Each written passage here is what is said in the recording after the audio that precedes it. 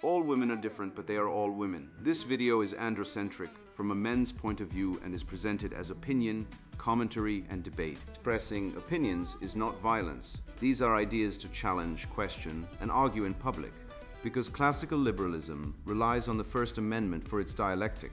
If you are a feminist, then consider this. If patriarchy truly existed as claimed, feminism could not.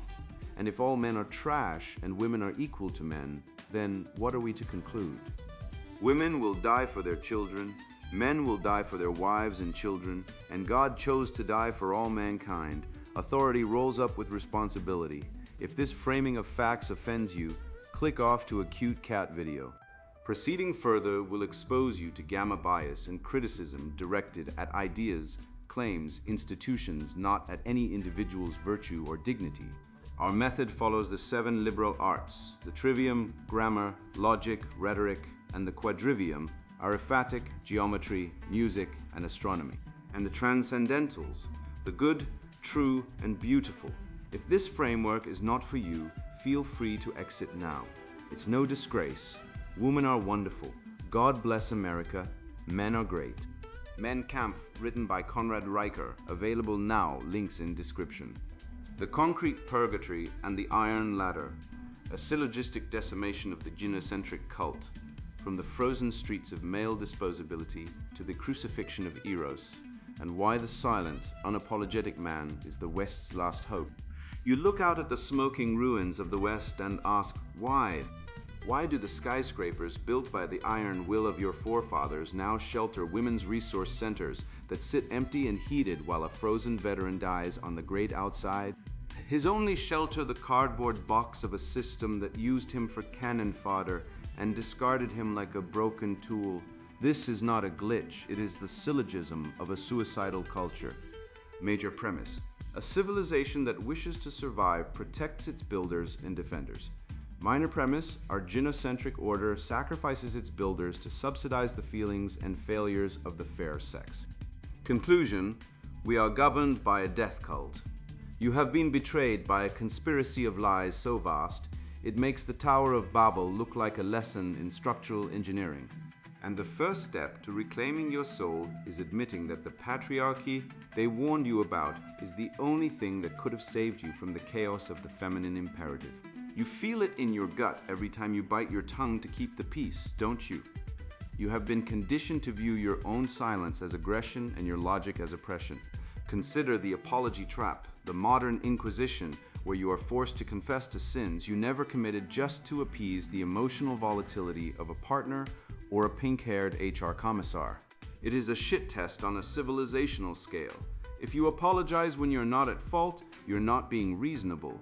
You're committing spiritual suicide. You are surrendering the logos, the divine reason that orders the universe, to the chaotic whims of the mob. We are going to dissect this pathology, strip the women are wonderful effect from your cortex with the scalpel of Schopenhauerian realism, and rebuild your mind into a fortress that no Marxist sob story can breach. This is not a voyage, it is a jailbreak. We shall dismantle the compulsory queerness that pathologizes your heterosexuality and brands your natural attraction to beauty as toxic predation. We will unmask the gamma bias that renders male homelessness invisible and the family courts as mechanisms of state-sponsored theft. I provide you with no roadmap for happiness, only the cold, hard clarity of the red pill. You will learn that silence is the shield of the master, that self-improvement is the only valid currency in a hypergamous market, and that the good is not a feeling, but a brutal, beautiful standard of excellence. Cast off the lies, take up the dialectic. Allow the deprogramming to commence. The indifference of the concrete, gynocentrism sacrifice of the prodigal son. I witnessed a scene the other night that perfectly encapsulates the spiritual rot of our age, a tableau of such stark, brutal indifference it would make a stone weep. A veteran, a man who once signed a blank check to his country payable in his very life, was shivering on a subway grate, trying to extract a few BTUs of warmth from the exhaust of the city below. He was invisible to the pedestrians stepping over him, a discarded human component broken by the machine. The true horror, however, lay 10 feet away, a plush, heated, government-funded women's resource center, locked tight for the night, its warmth reserved strictly for office hours and approved victims. Here is the concrete indifference of gynocentrism in a single image: a man freezing on concrete while the oppressed class enjoys heated brick and mortar privileges funded by his tax dollars. This is not a bug in the system, it is the feature. The woke death cult assigns a value of absolute zero to male life once it ceases to be useful. We are looking at the prodaimon, the true prodigal son who is not welcomed back with a feast, but left to die in the cold because he has spent his inheritance and his utility on the very society that now spits on him. This cruelty is not accidental. It is biological warfare disguised as compassion. We must dissect the women are wonderful effect, an evolutionary psychology blind spot that has been weaponized by the cultural Marxists. Nature wired our ancestors to protect the womb to ensure the tribe's survival, viewing men as disposable utilities, spears to be thrown, walls to be manned. The modern leftist regime has hacked this firmware. By framing men as oppressors and women as victims, they trigger a biological overrides in the collective consciousness, where a suffering woman is a tragedy, but a suffering man is merely a broken tool. When a man loses his job, his wife, or his mind, he loses his humanity in the eyes of the state. He is no longer a person. He is a negative externality. The gynocentric parasite cannot love the host, it can only consume it. To them, a man without utility is a corpse waiting to happen, and they are in no rush to speed the process, nor to hinder it. Look at the architectural majesty of Western civilizations past, the cathedrals, the parliaments, the monuments, compared to the festering tent cities of modern San Francisco and Los Angeles. The former were built by men operating under a transcendent duty to the good, the true, and the beautiful. The latter is the result of the rule of feelings. The media, playing their part in this farce, utilizes gamma bias to twist reality. Homeless men are vagrants, addicts, and threats who deserve contempt, while the rare homeless woman is a victim of circumstance deserving of immediate shelter. This framing is a lie. If the patriarchy were real, if men truly ruled the world for the benefit of men, would they comprise 70 to 90% of the homeless, the suicidal, and the workplace fatalities? It is a syllogism of survival. A ruling class does not populate its own gutters. Therefore, men are not the ruling class, they are the sacrificial class. This betrayal is etymological as well as physical. Consider the corruption of charity and compassion. Caritas is costly love. Compati means to suffer with. The modern state has perverted these into exclusive subsidies for the feminine. Withholding aid from men is not budgeting. It is a violation of the principle of subsidiarity and a pathological evil. The state acts as a hypergamous filter, stripping resources from the productive male class to bribe the female voting bloc.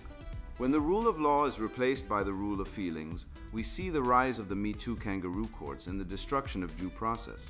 A man is presumed guilty because he is presumed powerful, while the actual power dynamic, a state that can freeze a man to death while funding a women's center next door, is ignored.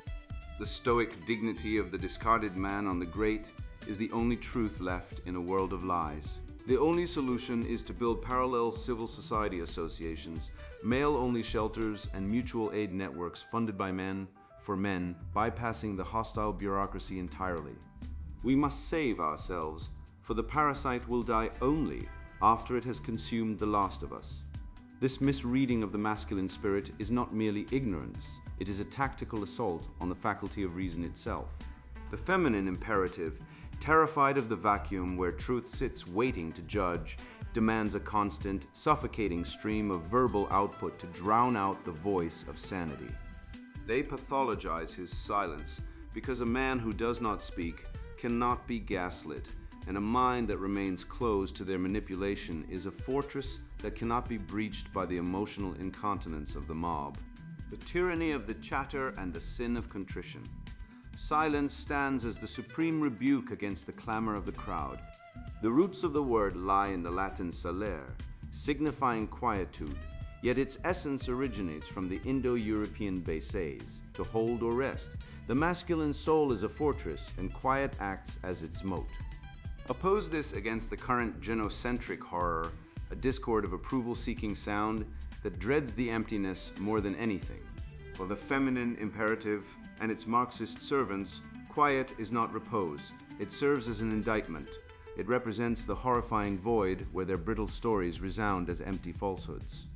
I remember an instance at a dinner gathering, a miniature model of our decline, where a male remained stoic while his partner released a flood of neurotic nonsense regarding emotional labor and unpaid work. She spoke to listen to herself. He abided in the logos, the gestating reality. Those present observed, programmed by years of poisonous popular psychology to see his tranquility as emotional blockage or toxic brooding. Such is the feminist framing of Stoicism, a falsehood intended to guilt males into unlocking the portals of their intellects. They name his stronghold seclusion. We identify it as integrity. This brings us to the dialectic of dialogue, where the Socratic method, born of the masculine desire to carve truth from stone, has been replaced by the sophistry of the therapy session. The modern feminized male is taught that he must talk it out, a phrase that should strike your ear with the same revulsion as a medical diagnosis of leprosy. Talking it out is not a search for the transcendental good. It is a demand for the imminent validation of feelings, those fleeting phantoms of the amygdala. The red-pilled man understands that conversation with a solipsistic entity is not a dialectic, but a drain. Consider the silence test. A man drives his date home. She floods the airwaves with inane chatter, terrified of the quiet. The test is his. If he rushes to fill the gap with platitudes, he fails, proving he is a slave to her comfort. If he sits unmoved, a monolith in the driver's seat, he passes. He proves he is the master of his internal state, not the servant of her anxiety. This servitude manifests most grotesquely in the apology trap, a logical snare that has claimed the souls of millions of good men. Let us dismantle it with the clarity of the trivium. The major premise, an apology is, by definition, an admission of guilt and a request for penance. The minor premise, modern gynocentric relationships, abetted by the family courts and the culture of cuckoldry, demand men apologize to maintain peace, even when they are factually innocent. The conclusion, therefore, a man who apologizes when not at fault commits spiritual suicide to appease a tyrant. It is a negation of the self. When a husband mutters, "Yes, dear," to avoid a conflict, he is not being a peacemaker. He is Neville Chamberlain, waving a piece of paper at a hunger that can never be sated. The linguistic weaponization of sorry is a masterclass in feminine warfare. The word derives from the Old English serig, meaning pained or distressed, yet today it has been transmuted into a tool of dominance. When a leftist or a woman forces a man to apologize for his nature, for his logic, or for his truths, she is not seeking reconciliation. She is demanding a public recantation of his reality. It is a struggle session worthy of the Cultural Revolution. If you apologize for being right, you surrender your agency to the mob. You validate the lie that your rationality is cruelty and that her emotional turbulence is truth. This is the peace at any price fallacy, the cowardice that precedes the fall of every civilization. A man who prioritizes peace over his pride has neither. The remedy from the Western canon is absolute and requires a courage that borders on the fanatical. We must look to the trivium's role in mastering speech. Grammar teaches us the structure of reality. Logic teaches us the consistency of truth. Rhetoric teaches us the art of persuasion. But true rhetoric knows when not to speak. The golden rule of the red pill is this: a man must speak only when his words are more beautiful than the silence. If you are not guilty, do not apologize. The statement, "I am not guilty, I will not apologize," is not an act of aggression. It is an act of amor fati, loving your fate enough to endure the conflict rather than rot in the falsehood of submission. Reframe the leftist critique. They call your silence emotional constipation. No, it is the fortress of the mind. It is the stillness before the strike. Silence is the hallmark of the master. Chatter is the hallmark of the slave. Choose your side. Silence acts as the shield, but competence serves as the sword. Having built the fortress of the mind, a man must look outward to the chaotic void and force his will upon it. The pathology of the left, rooted in a resentment of the superior, seeks to numb the male drive with the cheap dopamine of entertainment and the false virtue of moderation. This is the complacency that precedes the collapse of civilizations. However, the Western spirit recognizes that life is strife, and that the good is found not in rest, but in the perpetual conquest of one's limitations. A man who stops climbing does not merely stand still. He decays from the inside out, the iron ladder of virtue, ascending from the biological gutter. I once witnessed a quiet tragedy that illustrates the biological bankruptcy of the modern man. Consider Arthur, a soft-handed accountant who, upon securing a modest suburban castle and a wife, decided he had reached the summit.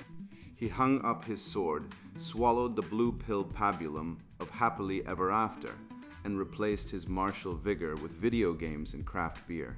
He believed the feminist lie that his value was inherent, not acquired.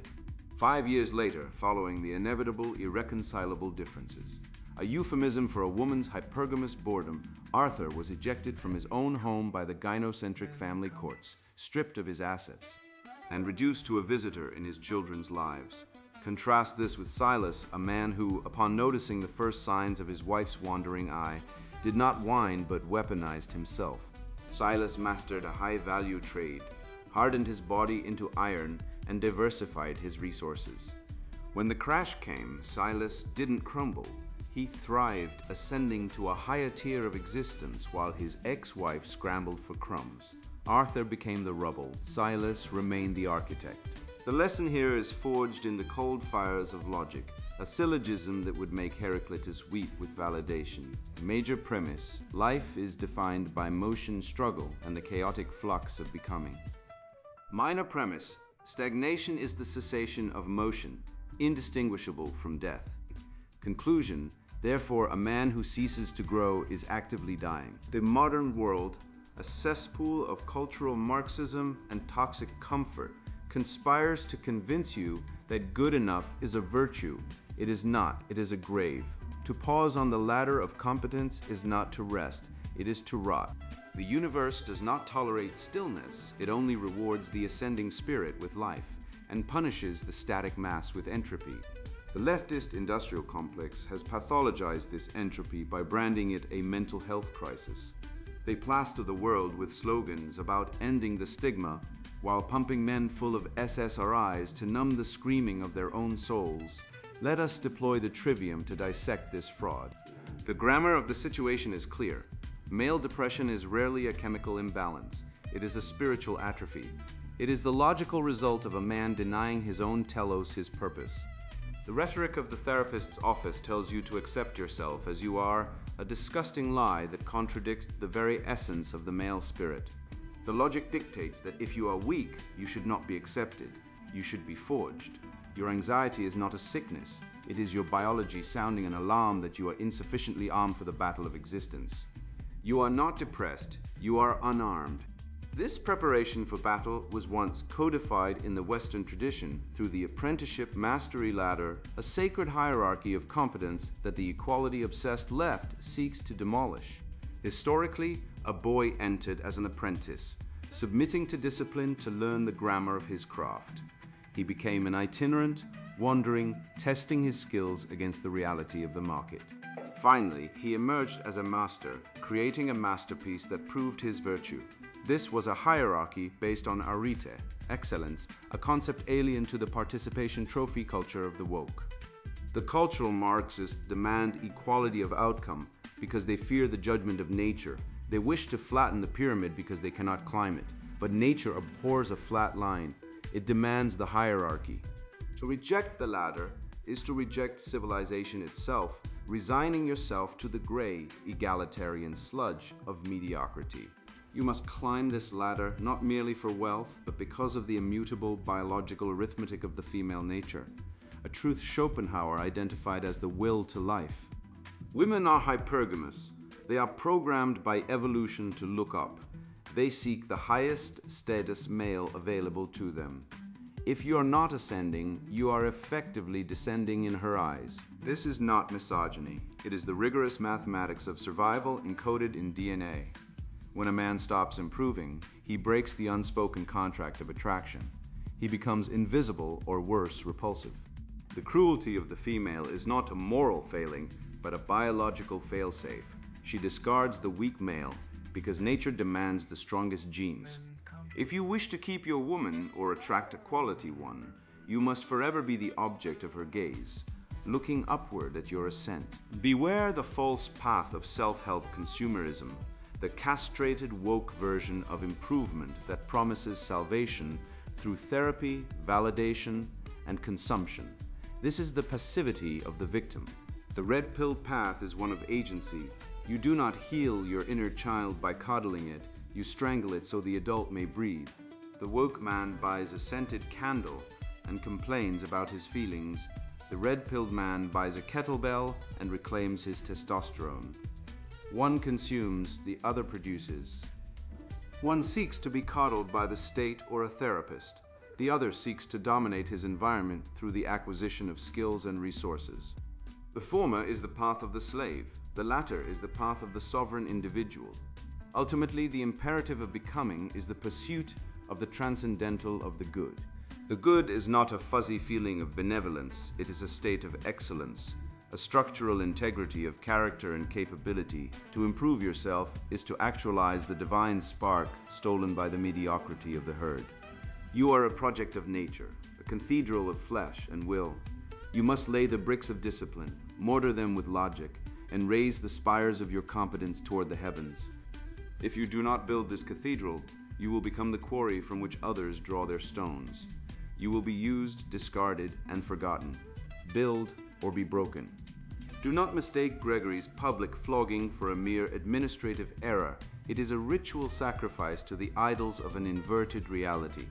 This linguistic legerdemain serves a singular diabolical purpose: to pathologize the healthy biological imperative of the male. The leftist project requires the destruction of the norm to validate the aberrant, leading us into a dystopia of compulsory queerness, where the very engine of civilization, the attraction between man and woman, is recast as a predatory disease. The crucifixion of Eros, pathologizing the pillars of civilization.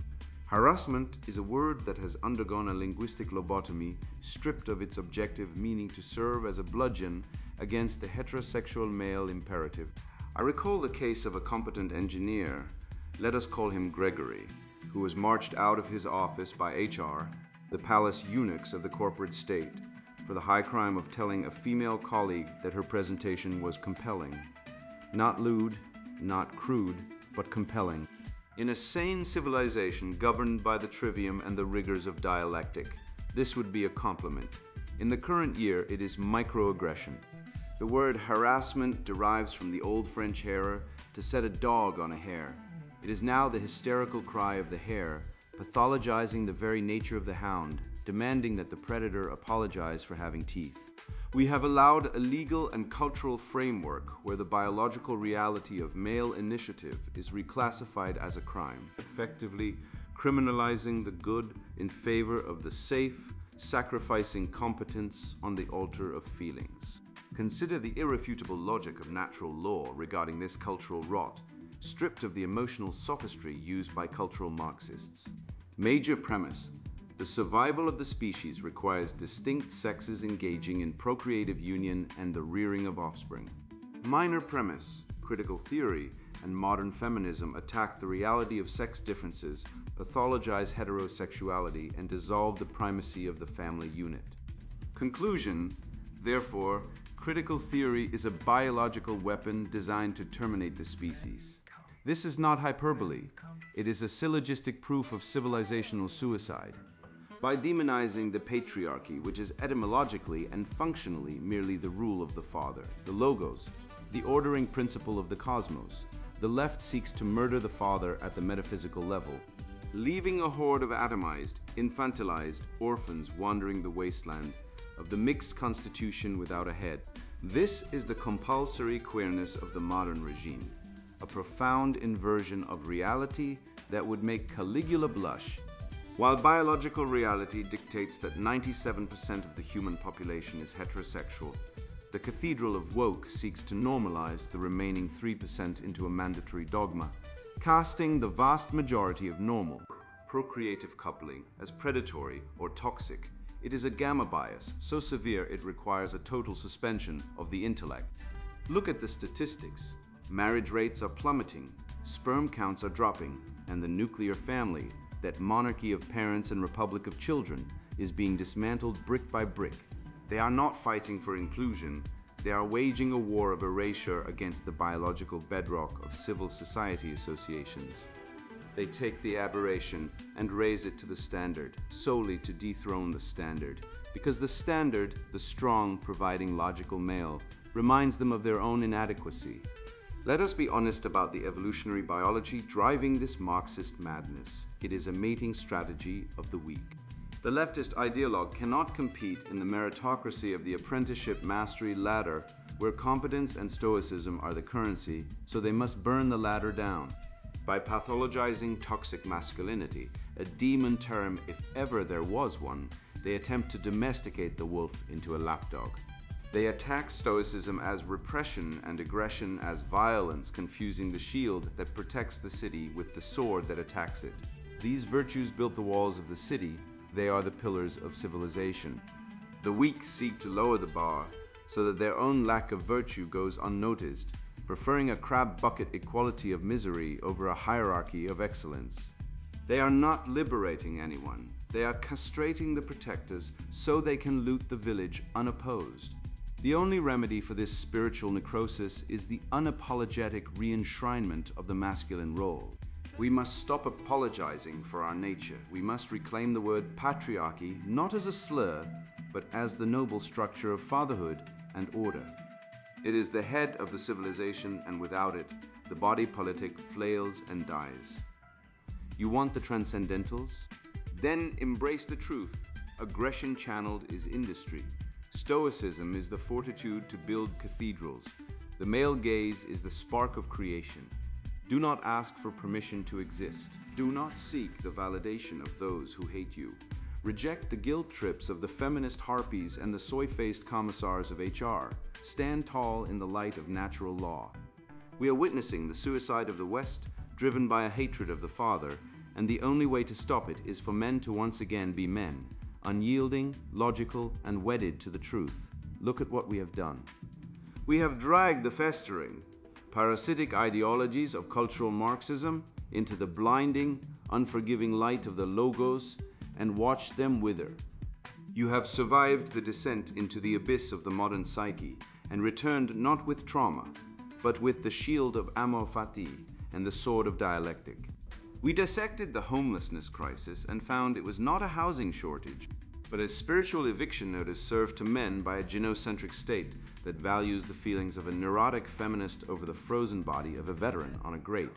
We exposed the apology trap for what it is, a dominance ritual designed to break your spirit, a test you now pass with the silent, terrifying stoicism of a Spartan holding the line. We laughed at the absurdity of compulsory queerness, recognizing it as the biological dead end of a civilization that has forgotten how to reproduce itself. You have successfully navigated the trivium, using grammar to define the enemy, logic to dismantle their fallacies, and rhetoric to broadcast the truth. You are no longer a drone in the hive, you are a conscious actor in the grand tradition of the West. Now, take this inoculation against the woke mind virus and go forth. The leftist reality is a hallucination built on gamma bias and enforced by shaming language. Do not fear it, for their arguments dissolve upon contact with formal logic. Their lived experience cannot survive a syllogism. Their equity cannot survive arithmetic. You are the antidote to the decay. When you walk down the street and see the ruins of the mixed constitution, do not despair, build a parallel structure. When you see your brother broken by the family courts, hand him the red pill of wisdom. Live the eroded, the excellence that built the cathedrals and conquered the globe. Do not apologize, do not kneel. The Western spirit is not dead. It was merely sleeping, waiting for men like you to wake it up with a roar of defiance. You are the remedy, you are the master, and now the sponsored book, Introduction, Men Kampf. You feel it every day. The slow erosion of your dignity, the subtle sneer at your ambition, the legal and cultural boot on your throat for the crime of being a man. I wrote this book because I've lived it.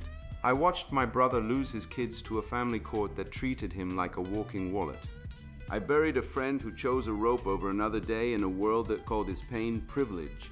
I fought bosses who promoted unqualified women over me to hit diversity quotas, then demanded I smile while training them. This isn't paranoia, it's policy. Kampf isn't for the faint-hearted or the blue-pilled.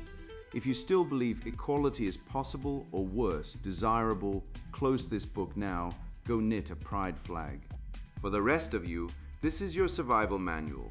We'll dissect how schools chemically castrate boys with ADHD, meds while funneling girls into STEM, why courts strip fathers of rights but never of responsibilities, and how taxes you pay fund programs that exclude you. You'll learn why toxic masculinity is a trap designed to shame you for winning and punish you for losing, and why women's oppression conveniently nets them shorter prison sentences, affirmative action, and control over reproduction, while men die younger, work riskier jobs, and fund it all. This book is a counterattack.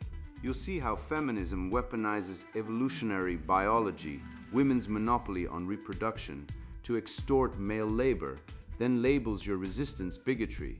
You'll get strategies to dodge divorce rape, bypass biased hiring, and reclaim spaces where men can speak without a HR sniper aiming at their career.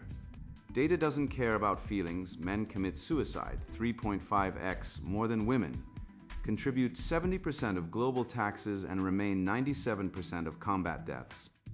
Equality? We're past that. This is about emancipation. Weak men won't survive what's coming. If you're content being a tax mule, a disposable body, or a villain in someone else's story, walk away. But if you're ready to fight, to win, turn the page. The siege ends here. Kampf, written by Konrad Riker. Buy now. Links in description.